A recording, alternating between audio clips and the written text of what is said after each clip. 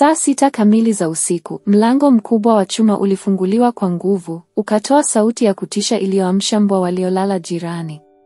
Mvua ilikuwa imetulia tu, ikiacha harufu ya udongo iliyoambatana na baridi kali. Taa ya mtaa ikiwa mbali, haikutoa mwangaza wa kutosha. Katika giza hilo, msichana mdogo aliyevaa gauni jekundu lililochanika alisukumwa nje ya nyumba. "Toka hapa. Sitaki kukuona tena," alilia mama wa kambo kwa hasira, akirudisha kiatu cha pili ndani kabla ya kufunga mlango kwa kishindo. Mtaa ukatulia tena. Msichana huyo aliyejulikana kama Amina alikuwa na umri wa miaka 11 tu.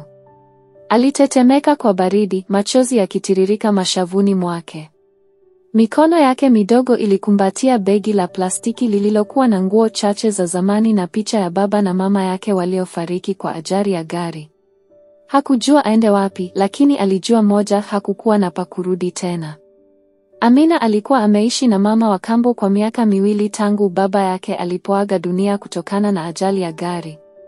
Maisha yalibadilika ghafla, kutoka kwa mapenzi ya mzazi wa damu hadi chuki ya mzazi wa kambo. Alinyimwa chakula, alivuliwa heshima na hatimaye alifukuzwa kabisa usiku wa manane kama mnyama asiye na thamani. Akitikisa miguu yake isiyo na viatu kwenye baridi ya lami ya usiku, alianza kutembea. Hakujua hata jina la mtaa aliopo wala mwelekeo wa kwenda. Lakini kila hatua aliyopiga ilikuwa mwanzo wa safari ya ajabu, safari ya uchungu, lakini pia ya tumaini. Amina alitembea usiku kucha, akifuatilia mwanga wa taa za barabarani kama mwewe anayefuatilia miale ya mwisho ya jua. Alfajiri ilipofika, alifika katika maeneo ya Kariakoo. Pamoja na uchovu na njaa, alistaajabu kuona jinsi jiji lilivyo hai mapema asubuhi.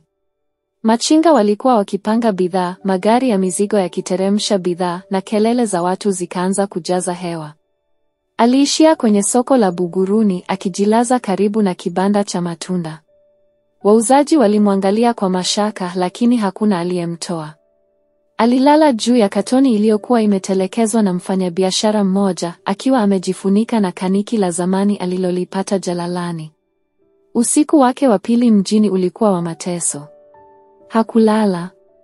Alihangaika kwa baridi, njaa na hofu ya kuibiwa au kubakwa.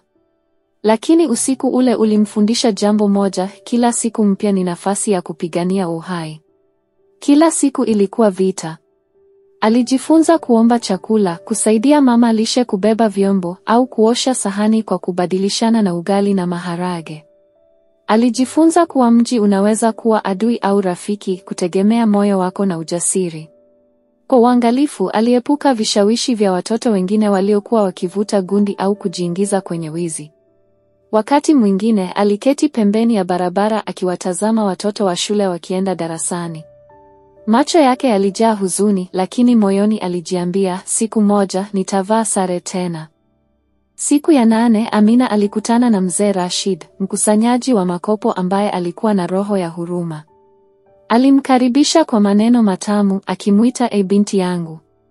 Ingawa naye alikuwa maskini, alimfundisha Amina namna ya kuishi mjini bila kuingia kwenye njia mbaya.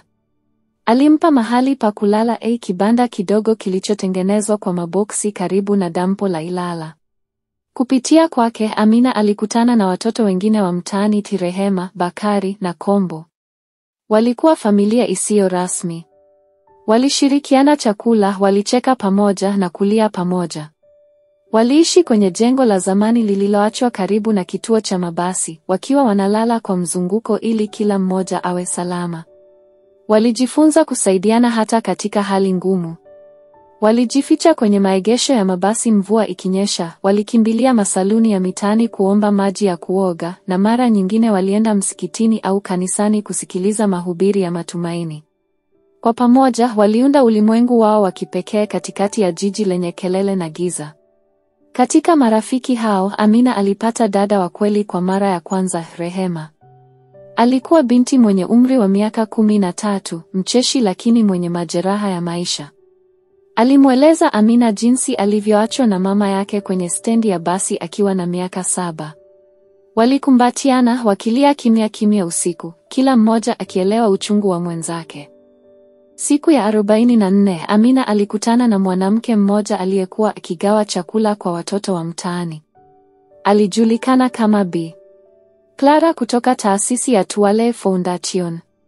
Bi Clara alivutiwa na adabu ya Amina na alipojua historia yake, moyo wake ulijaa huruma.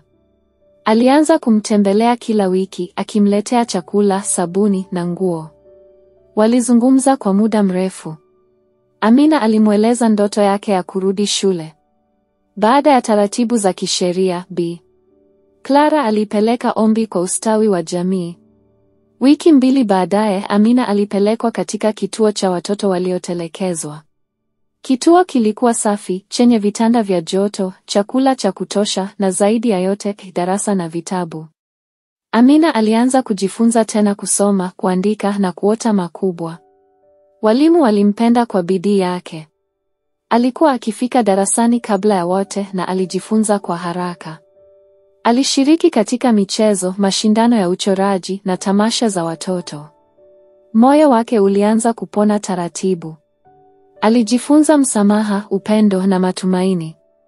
Miaka 5 ilipita.